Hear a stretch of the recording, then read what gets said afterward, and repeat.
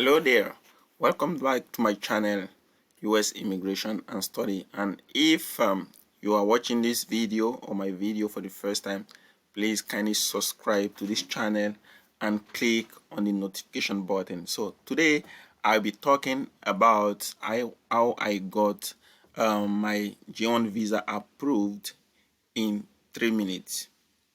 Now I know that it is one thing for you to get admission into a US school, and it's another thing for you to actually get visas. I've heard of many people who were able to actually get scholarships, fellowships here in the US, got into great schools, but when it came to going to the US visa interview, going through the US visa interview, they were unable to scale through. So it is very, very important that you actually get prepared as far as going to the US embassy or US consulate is concerned. Now, in all my years of going to the embassy, I've noticed that one of the reasons why people fail or get their visas denied is because they don't understand the entire process. They don't have a good understanding of the entire process. You know, the Bible says that good understanding giveth favor. So when you understand something, the understanding of a thing that you have makes you outstanding in life. So when you understand a thing, it makes you outstanding in that thing. Now, let me share a little bit about my story, how I got admission in the US. Now, I started thinking about coming to the US as far back as 2015. So I started nursing the idea. I started talking to people about coming to the US, doing research, and then it was until 2017. It was not until 2017 that I actually applied to come to the US. So in 2015, I was still doing my master's at the University of Nigeria, Nsukka. So when I finished my master's, I decided to apply in 2017. Now, the first school I actually tried to apply to actually rejected me, I must be honest. So I was a little bit discouraged. So one of the mistakes I actually made was actually applying to only one school. So in 2017, I was unable to get into that school. But in 2018, early 2018, I spoke to a friend who told me that, oh, even though you got a rejection, there are still some schools that will still be accepting late admissions, late applications rather. So I decided to apply to my school in February, and I got the admission in April because there were some documents I actually needed to send. So the way I actually got the admission was actually miraculous. It was more or less like they were begging me to come because they actually saw my work. They actually saw how strong my application documents were, and they actually wanted me. And because I also had I had the opportunity of another university that also wanted me, the University of Connecticut. Those ones were even ready to pay for my application fee, something that they don't actually do. They say, okay, don't worry, we are going to waive, the department is going to pay the application fee on your behalf. So that was how bad that school actually wanted me. But I decided to come to the school where I am right now because of some things. I consider some things, and because of divine direction. By the way, I'd like to chip this in that I did not come to the US on my own because people say, oh, Japa, or leave Nigeria or leave Africa. No, I was led. God actually told me to come to the US. So I want to say this as a side note that there are some people whose destiny is not in Nigeria. There are some people whose destiny is in Nigeria. There are some people whose destiny is in South Africa and they are in the US. Some people, their destiny is in Cote d'Ivoire and they are in Ghana. So it is actually very, very important that you try to know where God would like you to be per time. So after getting the admission in 2018, in May of 2018, my wife gave birth, and I decided that no, I was not going to leave her with a newborn baby. So I deferred my admission to 2019. So around April, May 2019, I started getting my documents from my school and getting prepared to go to the US Embassy. So I started preparing by reading everything about my school, knowing my school in and out, knowing my program in and out, and by researching past questions or common questions that visa officers ask students that apply for the US visa, and the common answers or the reasonable answers that you're actually supposed to give. So I started doing that, reading up daily, and practicing on my own. I did not actually practice with anyone. I was practicing on my own, speaking to myself. I will be asking, I will be playing the scenario out. Okay, if a visa officer asks me, so why are you going to the US? How will you answer that? So I will speak to myself and say that no, this does not make sense. I'm not confident enough. So I was playing that, doing that, rehearsing by myself, playing different scenarios in my head, and then until the D-Day came. And in addition to that, I must say that I was praying a lot too. I was praying a lot because visa officers are gatekeepers. It is one thing for you to get admission into a US school, or for you to get a job into US, or for you to want to come visit the US through a B1, B2 visa. It is another thing for you to find favor in the sight of the visa officer. It's another thing for you to give the right answer and the person will perceive it to be the right answer. Because sometimes what we say, visa officers actually interpret those things differently because they are coming from a different background, they are coming from a different culture. So some things that you say to a Nigerian that we understand easily, an American visa officer may not understand.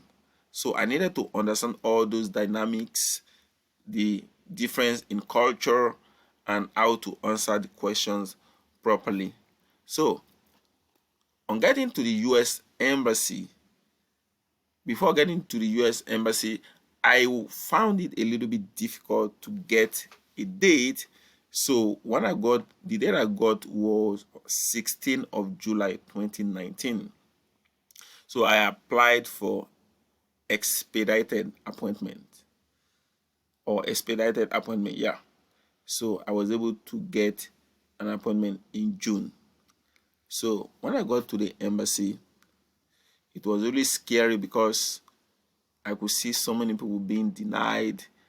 You know, the way it is in Lagos, everyone is packed in the hall, and sometimes even the way they ask other people questions, you can actually hear the questions that they ask them, and you may faintly hear the answers that the other applicants are actually giving.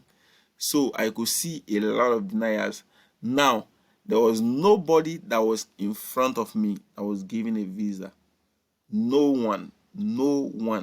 Everyone was actually rejected. So that started putting fear into me. So how did I undo that? I started praying in the spirit. I started praying in tongues. I started speaking positively to myself that I will not be denied. I will not be rejected. I will walk out of this place with my visa.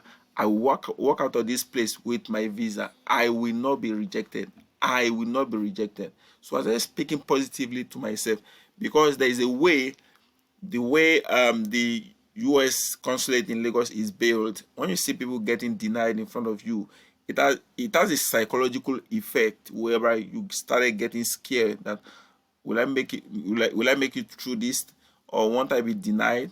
Won't I also be denied? So I started speaking to myself, started praying, speaking in tongues, declaring positively. So when I got to the window, this time around, it was not a white woman that was interviewing me. It was actually a black woman. She was not smiling. She was very serious. asked for my document. I gave her my document. But before giving her my document, I actually greeted her good morning, though she did not answer. But I was not bothered. I was waiting for her. So she looked at my application on her system and said, "So why are you going to the US?" I told her why, and the reason my purpose for going to the US. The second question she fired was, "Okay, how did you find out about this program?" I said, "I searched online because I looked for schools that were actually offering masters and PhD in German, and this school actually stood out to me, and I decided to apply to this school." "So why did you decide to do your PhD in the US?" So they were different questions that she was asking me, and these were questions that I had already prepared for. I had already practiced on my own. However, there was one question that I did not prepare for that threw me off. And I'd like you to understand that in every US visa interview, there is always a make or mark question. There's always a question that if you answer very well, is going to actually make the visa officer to grant you the visa. There is always a question that if you give the wrong answer, you are going to be denied. So I knew in me that this was actually one of those questions, a make or mark question. That, okay, so most students actually go for F1 visas. So why are you going for a J1 visa? Now, a J1 visa is also a student visa. It is called an exchange visitors visa. So these are the kind of visa that is given to people that trainees that come to the US, people that come, counselors that come to the US, people that come here to work during the summer, that come to do au pair or other kinds of programs in the US. But it's also given to students and also professors that come to do research in the US. But the main difference between an F1 visa and a J1 visa is that as a student, if you are on an F1 visa, your spouse will not be able to work in the US legally. But if you are on a J1 visa, your spouse is entitled or will be allowed to work legally in the US. Now, there is a caveat to the J1 visa.